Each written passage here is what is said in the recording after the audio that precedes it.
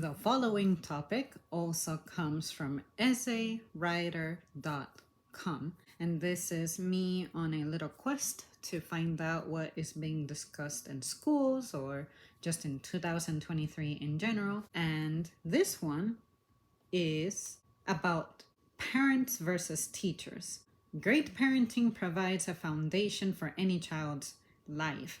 Do you think parents form the most effective teachers for their kids? Oh boy. So, in my case, I think that this question is going to be very tricky, but also a good thinking exercise for me because not only do I have a mother, of course, but I also happen to have a mother who is a teacher. So I'm going to try to describe how that was beneficial, but also how that might have made things challenging here and there. So to answer the question right off the bat, I think that parents do not make optimal teachers. Only because if parents were perfectly capable of taking their children's education into their own hands, why would we need schools? I get it. You might look at a school in modern days as kind of a prolonged daycare. It's like, sure, I'll have my child go to school while I'm away because A, for their safety, B, for their productivity, C, so that they can learn something, practice something, train something, so they have something to, I guess, prepare for, to look forward to in their future, so that they have hope of being functional by learning to read, write, count, think, things like that. My personal dynamic with my mom showed me that while I had a blessed childhood academically, I also feel like it was cursed to a certain extent. The way that I think my mom being a teacher was beneficial is the fact that during my elementary school years, she was very versatile. She was able and perfectly capable of helping me with homework if the necessity ever arose. The only times I would need help is if there was a big project, like something that would require a presentation, something that requires a little bit of research, putting something together, that she would help me organize. But in general, I happen to be that one kid who you say something to me once, you explain it to me once, and I just get it. The only time that began to change for me was around 5th grade. I had trouble with a little bit of math here and there. It wasn't anything huge. From that moment onward, I discovered that math was kind of where my decline was beginning to show. And it's sad because looking back, 1st grade, 2nd grade, and even the 3rd grade, I remember that math was really cool for me. I used to think it was an easy subject. 4th grade is when I started to kind of stumble a little bit because I was being introduced to algebra little by little. And then I said, I'm either stupid, I'm either just not understanding this, or I'm just not qualified for this in general. Mom was able to help me in any other subject in the world and very basic math. So having a parent who you could count on to be able to assist you with your homework and you being able to rely on that parent's information being accurate and truthful was beneficial, because I also happen to be a kid that, again, what you show me, what you tell me once, that's what I tend to retain. So mom was able to reinforce at home whatever it is that I was able to catch in school.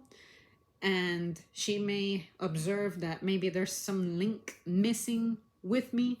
She may be able to tell me just a little something, explain it slightly different, and that would change the way that I'm interpreting something, processing something, learning something, and then I finally get it, and I could continue to be independent. My brother, though, he definitely needed a little bit more assistance with his homework than I ever did. And to a certain extent, I always felt like I spoiled mom, because I just happened to be so self-sufficient that, in a sense, the memories that I have of my mom helping me with my homework are pretty vague.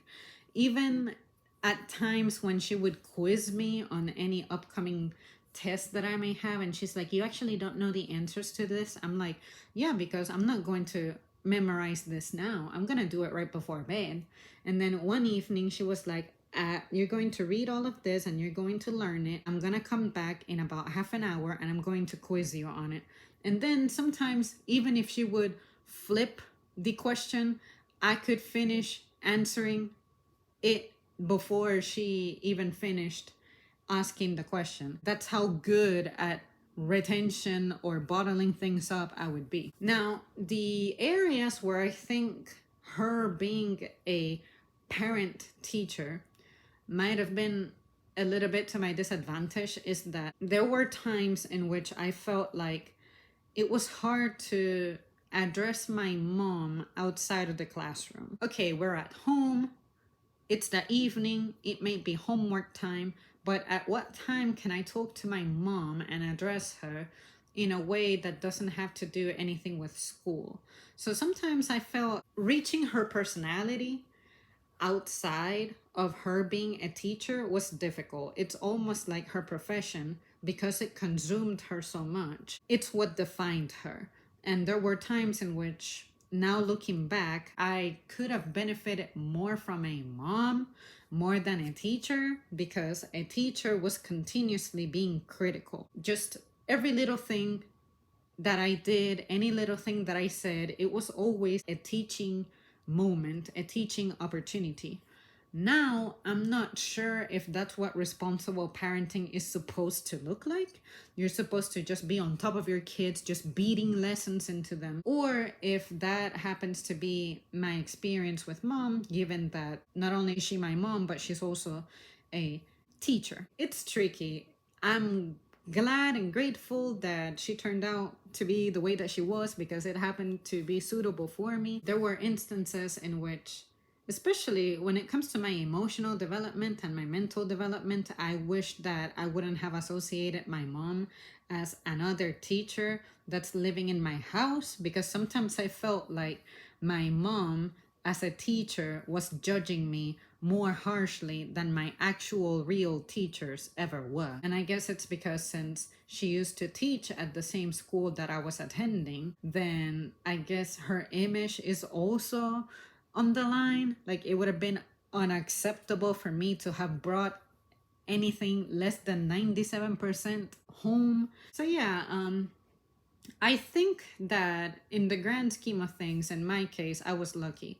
But I don't think that parents make the best teachers, because you as a parent cannot compete with the ever changing, ever growing, ever dynamic aspect of subjects. How do you know that you as a parent can handle the transformations that your child is undergoing versus someone who actually went to an institution that has a history, that has data, that has cases, that has training, experience dealing with a myriad of different characters and personalities and children's backgrounds, and for some reason you're trying to say or believe that as a parent you can do just as good as a teacher that actually went to school for this, prepared for this, had multiple drills and activities for this, had multiple examinations, they're also qualified to teach in the state that you reside,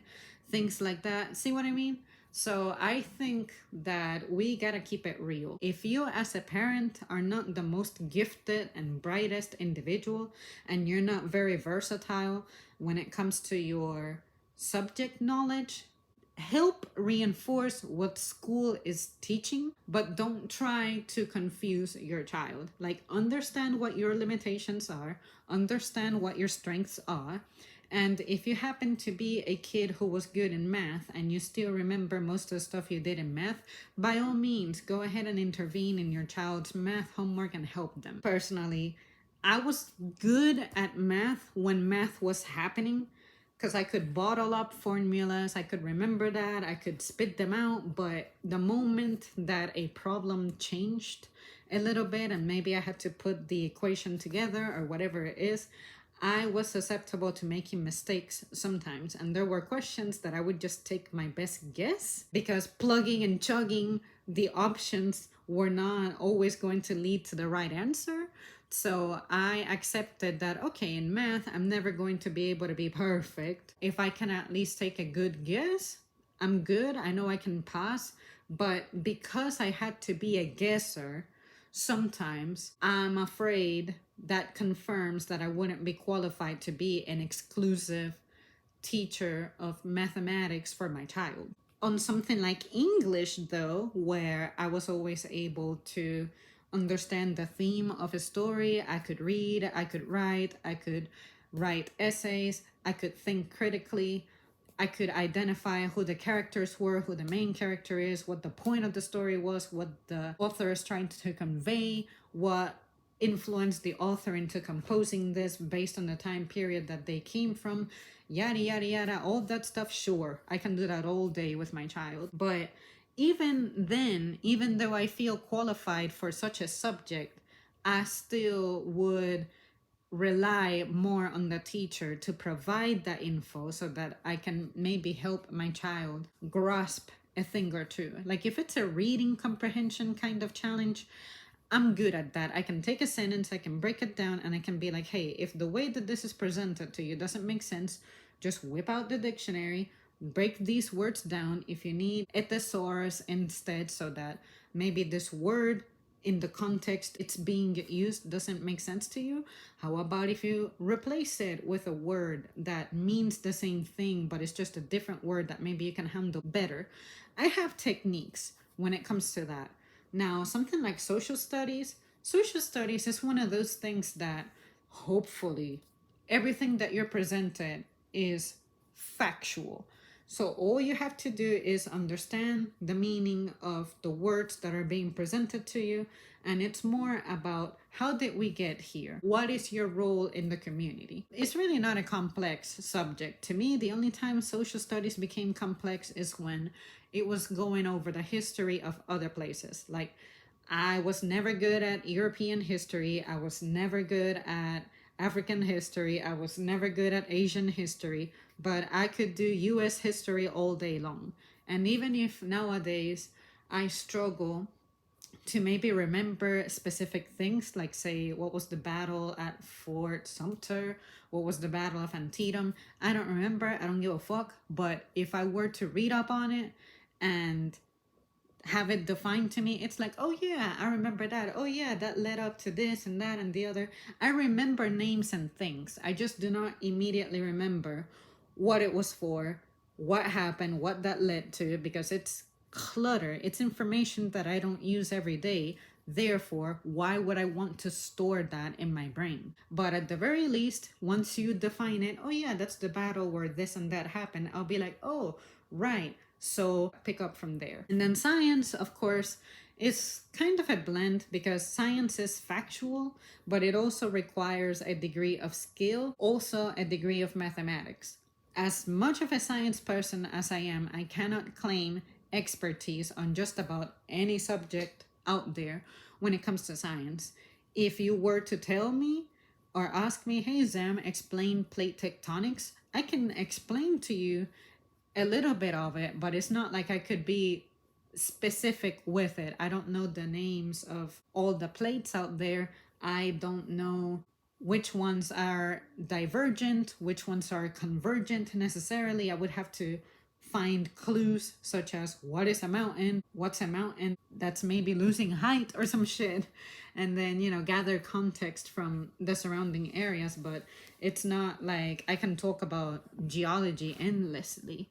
I could sit down with my child and break it down, but I gotta admit that in some aspects of science, I would have limitations. Even the weather, as simple as the water cycle is, there's some stuff that I would have to review because there's nuances involved in there as well. Even though I was primarily during my school career a straight A student, it doesn't mean that I could have a child and all of a sudden I can be responsible for their education or even be relied on for anything that they bring home that they may need help with. It's like, oh shit, I may need to actually look this up or consult somebody, something like that. I think that would be the way to be a responsible parent in general, but I feel like there's some parents out there who, in some instances, feel like they can compete with the expertise, the practice, the training of a teacher, especially if this is a teacher that has specialized on a subject. Don't do that. Respect your teachers. And personally, even with my mom present, I would still respect the crap out of her because there is no way that I could begin to compete with her entire trajectory. There's my opinion on that one. I hope that made sense. What do you think? Do you happen to be a teacher? And if you are a teacher, do you have kids? And if you have kids, do you feel like you have a hard time switching between being a teacher and being a parent? Or do you think that the role of a parent is to teach? But also, if you think that the role of the parent is to teach, how can you distinguish between when it's a teaching moment and when it's a nurturing moment? Because, say, from school, I wouldn't expect for school to be a place of nurturing, especially in like the affectionate department or the emotional development department. I think that would be more my job. But I think what school can do is help with the mental development in the aspect of, look, this is the lesson I'm teaching you. This is how it's going to be helpful. And this is why I would like for you to have confidence with this subject, because this is how it's going to affect your life. That I think the teacher can do. But like the more emotional side, I feel like that's more dwelling in the intimacy of my child. And I think that that's a boundary that ought to exist. Now, if there is an element existing in my child's life that I cannot handle as a parent, then I think that I could recur to the school for resources. Like, hey, I have observed that my child is displaying isolation tendencies. What do you think I should do? How do you think I should approach this? How have you dealt with other children who have presented these symptoms? Something like that. I think school is a great resource, but I also think that we need to be able to identify what our role is. Define what kind of parent you want to be, and define what kind of education your children probably would benefit the most from. Because let's face it, not every kid is going to do well in public school. Not every kid is going to do well in private schools. So I think that during the first 3 years, 4 tops, you ought to keep an eye out for what kind of behavior your children are showing, and then determine what path they should follow. Because me personally, now that I think about it, I think that I should have had a blend between public and private schools. I think that toward the end of my school experience, probably from 7th grade up until 12th grade, I think I would have benefited more from a private kind of education. And the reason I say private specifically is because private schools tend to have a smaller class size. For every one teacher, maybe there's like 13 students. And I feel like toward the end of my school experience, that's when I developed my social presence. And I found that in big groups, I just cannot shine. I cannot excel. I drown in a setting like that. So maybe if I would have had a private education kind of setting, then I would have made more meaningful connections, and I would have been able to express myself and request the information and perhaps intervention that I needed at the time, but I just did not know how. And I feel like in that type of setting, it's more likely that teachers are going to get to know you better on an individual basis. Therefore, they would be able to follow you a little better and have better suggestions for you. The experience is a little more tailored to individuals. Anyways, that's it, you guys. Thank you so much for tuning in, and I'll see you soon.